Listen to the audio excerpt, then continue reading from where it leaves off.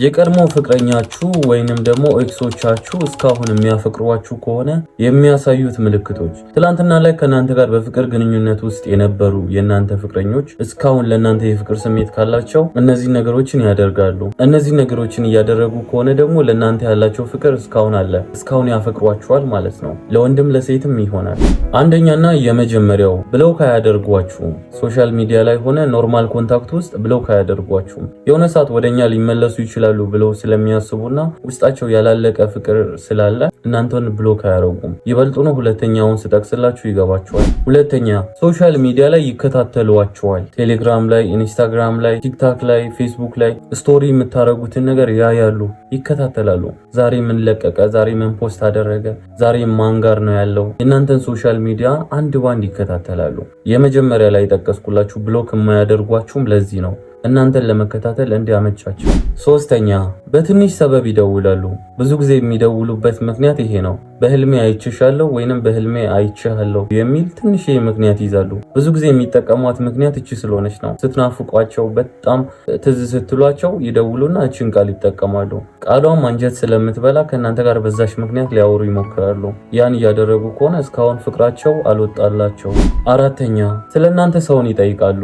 የት ገባ፣ የት ወጣ፣ ማን ጋር ነው፣ ሌላ ወንድ ወደደች አልወደደች፣ ምን እየሰራች ነው፣ ብቻ ስለእናንተ ጓደኛሽን ሊሆን ይችላል፣ ጓደኛክን ሊሆን ይችላል፣ የቅርብ የምትውላቸው ሰዎችን ሲጠይቋቸው ታገኛላችሁ። ስለእናንተ የቅርባችሁን ሰዎችን ይጠይቃሉ።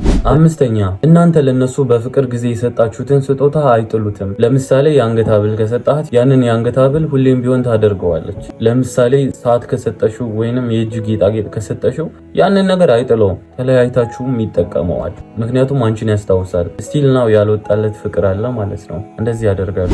ስድስተኛ ይቀናሉ። ኤክሳችሁ መሆናቸውን ይረሳሉ።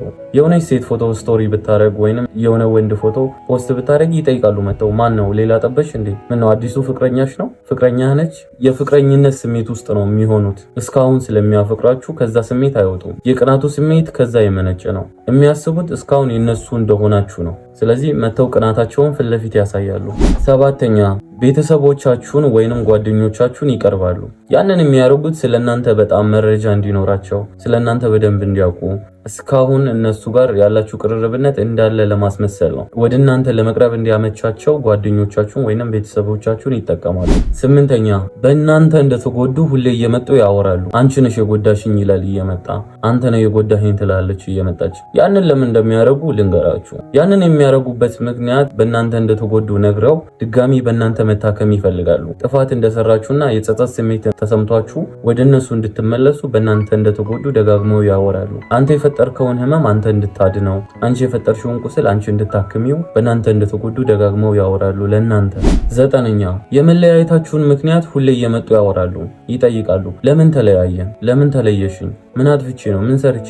እውነት የተለያየንበት ምክንያት አሳማኝ ነበር? እስኪ አስረጅኝ፣ እስኪ አስረዳኝ። የተለያያችሁበትን ኬዝ ሁሌ እየመጡ ያወራሉ። በቃ ያንን ነጥብ አይረሱትም። ምክንያቱም እናንተን ከነሱ የነጠለው ያ ስለሆነ ለማስተካከል ይጥራሉ። አስረኛ በጣም የሚጠቀሙት ይሄኛውን ነው።